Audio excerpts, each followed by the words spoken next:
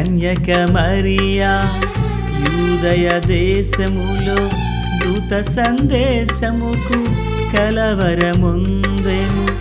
కన్యక మరియా యూదయ దేశములో దూత సందేశముకు కలవరముందెను. సర్వోన్నతుని దయలో కృప పొంది, సర్వోన్నతుని దయలో కృప పొంది, దీనురాలు మరియా ధన్యురాలాయే. దీనురాలు మరియా ధన్యురాలాయే.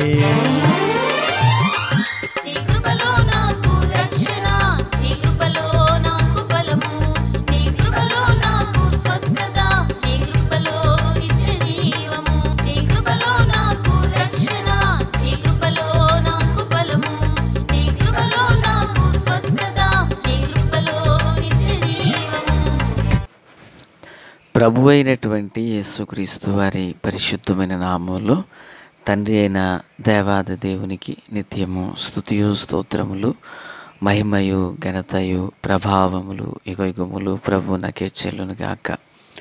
ఆత్మీయులారా, బాగున్నారు కదూ? మరో పర్యాయము మనము ఇలాగున కలిసి దేవుని దైవవాక్యమును ధ్యానం చేయుటకు గాను మహాదేవుడు మనకు చూపియున్న ఈ మంచి తరుణాన్ని బట్టి మనం ప్రభుని ఎంతగానో స్తుతించి బద్దులమై ఉన్నాం. ఆత్మీయులారా, బాగున్నారు కదా? ఉదయకాల వేళ ప్రార్థన ఆశీర్వాదకరంగా చేస్తున్నారు కదా? సరే, నేటి దిన వాక్య ధ్యానమై నిర్గమాకాండము 18వ అధ్యాయం 1 నుండి 7 వరకున్న వచనాలను మనం చదువుచున్నాము. 7వ వచనం: మోషే తన మామను ఎదుర్కొనబోయి వందనము చేసి అతన్ని ముద్దు పెట్టుకొనెను. వారు ఒకరి క్షేమము ఒకరు తెలుసుకుని గుడారములోనికి వచ్చిరి. ప్రార్థన. మహాపరిశుద్ధుడా, ప్రేమగల తండ్రి, కృపగల దేవా, వందనాలు, కృతజ్ఞతాస్తుతులు, స్తోత్రాలు. చదవబడి ఉండిన ఈ వాక్యం మీది. వినుచున్న వారందరూ మీ వారు. మీ దాసుడనైన నన్ను పూర్ణముగా మరుగు చేసి దైవస్వరమును వినిపింపచేయండి. రాకడ కొరకు, రాజ్యము కొరకు సిద్ధం చేయండి. సియోనులో నుండి మీ కృపాహస్తం మా అందరిపై చాపండి. తండ్రి, దేశాలకు మధ్య సమాధానాన్ని, సంధిని కుదుర్చండి. తండ్రి, అమాయకులైన ప్రజలు ఎంతోమంది ప్రాణాలు పోగొట్టుకుంటున్నారయ్యా. దేవా, సమాధానాన్ని కలుగ చేయండి, సంధిని కుదుర్చండి, ప్రజలకు క్షేమాన్ని దయచేయండి. వాక్కు చేత మాతో మాట్లాడండి. యేసునామమున ఆమేన్. ప్రియులారా, బాగున్నారు కదూ? దేవుని ప్రజలైన ఇశ్రాయేలీయులను తోడుకుని మోషే వచ్చుచున్న సంగతి మిద్యాను యాజకుడైన యిత్రో విని, మోషే భార్య అయిన సిప్పోరాను, మోషే యొక్క 2 కుమారులు అనగా గెర్షోము, ఎలియాజరును వెంట పెట్టుకుని మరి దేవుని పర్వతము దగ్గర దిగియున్న మోషే యొద్దకు వచ్చారు. యిత్రో అను నీ మామ అయిన వచ్చారు అని తెలిసినప్పుడు మోషేకు ఆ వర్తమానం తెలియగానే మోషే లేచి వెళ్ళి తన మామను ఎదుర్కొనబోయి వందనము చేసి అతన్ని ముద్దు పెట్టుకున్నట్లుగా వాక్యంలో మనం చూస్తున్నాము. ప్రియులారా, అంత మాత్రమే కాదు, ఒకరి క్షేమాన్ని ఒకరు తెలుసుకున్నారని, వారు గుడారంలోకి వెళ్ళారని మనం చూస్తున్నాం. బైబిల్ గ్రంథంలో మామ అల్లుడును గూర్చిన ప్రస్తావనలు కొన్ని సందర్భాలలో రాయబడ్డాయి. మచ్చునకు మీకు ఎవరైనా గుర్తున్నారా అని నేను ప్రశ్నించగానే మనకు బాగా గుర్తొచ్చే వ్యక్తి ఎవరంటే పిల్లరా యాకోబు, లాబాను కదా. వీళ్ళే మనకు గుర్తొస్తారు. కానీ యాకోబు లాబాను యొక్క వృత్తాంతము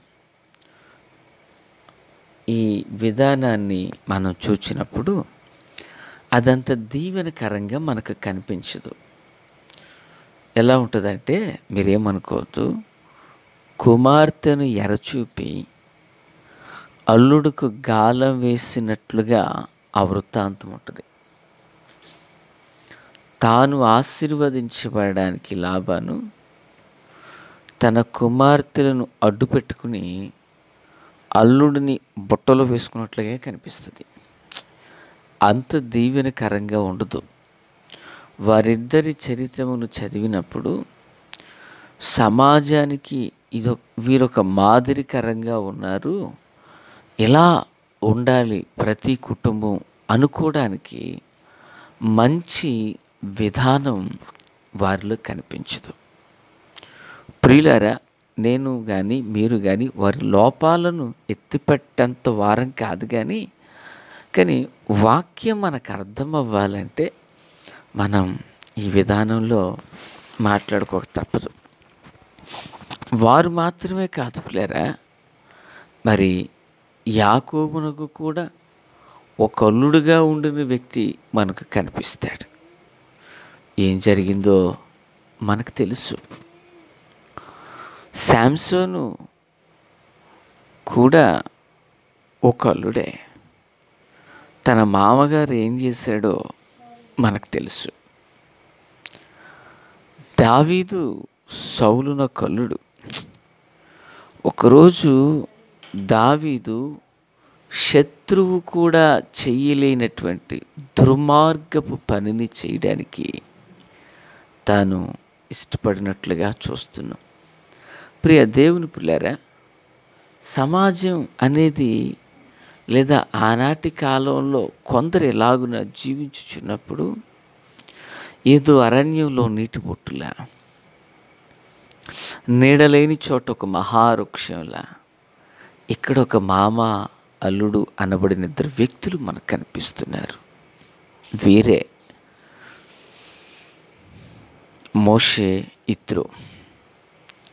ప్రియులారా, వీరు సమాజానికి ఒక మాదిరికరమైన వ్యక్తులుగా ఉన్నారు అనడానికి మనమెక్కడ సందేహపడనక్కర్లేదు.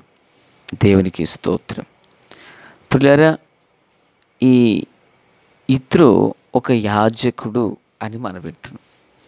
దైవజనుడైన మోషే సేవా భారంతో, సేవా నిమిత్తమై అతడు మిద్యాను నుండి ఐగుప్తు దేశానికి వెళ్ళినప్పుడు మోషే భార్య అయిన సిపోరాను, కుమారులైన గెర్షోము, ఎలియాజరుల యొక్క సంరక్షణను కనిపెట్టుకున్న వ్యక్తి ఎవరంటే ఈ యొక్క యిత్రో.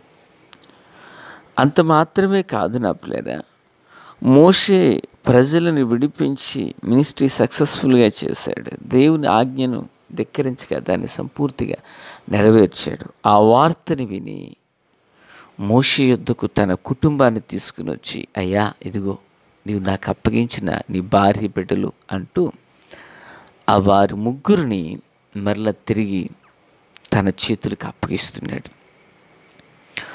భార్య బిడ్డల్ని విడిచి నేను సేవకు వెళతానన్నప్పుడు, ఎక్కడికి పోతావు, నా మందల మేపు, అవసరమైతే ఇంకొక అమ్మాయినిచ్చి చేస్తానంటూ లాబాను వంటి భిన్నమైన ఆలోచనలు ఇచ్చి అల్లుడిని ఆటంకపరిచిన వాడు కాదు ఈ యొక్క యిత్రో. అయ్యా, దేవుడు నిన్ను పిలిచాడా? నమ్మకమైన సేవ కొరకే నిన్ను పిలిచాడా? నీ హృదయంలో భారాన్ని కలిగి వెళుతున్నావా? వెళ్ళు. కుటుంబం బాధ్యతలు ఏదైనా ఉంటే కొద్ది కాలం నేను తండ్రిగా నేను ఉంటాను అంటూ మోషేను ముందుకు సాగనంపాడే తప్ప వెనక్కి ఎక్కడా లాగలేదు. దేవునికి స్తోత్రం. ఒక మాటలో చెప్పాలంటే, మోషే యొక్క తండ్రి అనబడిన అమ్రాము జన్మనిచ్చాడు, కానీ సేవా విధానంలో పరోక్షంగా ప్రోత్సాహం ఇచ్చి ముందుకు వెళ్ళు బాధ్యతలు ఏదైనా ఉంటే నేను చూసుకుంటానంటూ సేవలో కూడా వచ్చిన తరువాత ఓ తండ్రి వలె చక్కనైన సలహాలు ఇస్తూ ప్రియులారా ఇత్రో నడిపిస్తాడు. ఎలా అంటే ఈ మోషే ప్రజలకు తీర్పు తీర్చే విషయంలో నలిగిపోతూ ఉంటే ఉదయం నుంచి రాత్రి వరకు అలాగుంటే ఈయన ప్రజలు నలిగిపోతున్నారని, అయ్యా 10 మందికి ఒకని గాను 100 మందికి ఒకని గాను 1000 మందికి ఒకని గాను 10,000 మందికి ఒకనిగా న్యాయాధిపతులను నియమించు, వారు ప్రజలకు తీర్పును తీరుస్తారు, న్యాయం తీస్తారు, కఠినమైన సమస్యలు నీ యొద్దకు వస్తాయంటూ ఒక మంచి లీడర్షిప్ని జ్ఞాపకం చేసి నియమించు అని సలహా ఇచ్చింది కూడా ఇతరునే. ప్రియులారా బహుశా నేను అనుకుంటాను, మామయ్య అనే వ్యక్తి ఎవరికైనా ఉన్నాడు అంటే అది ఇత్రో లాంటి వారై ఉండాలి. దేవునికి స్తోత్రం. బైబిల్ గ్రంథంలో కొందరి సహవాసం ఆశీర్వాదదాయకంగా సమాజానికి మార్గదర్శిగా ఉంటుంది. ఉదాహరణకు తండ్రి కొడుకుల బంధం గురించి చెప్పాలంటే అబ్రహాము ఇస్సాకు కదా. ప్రియులరా మరి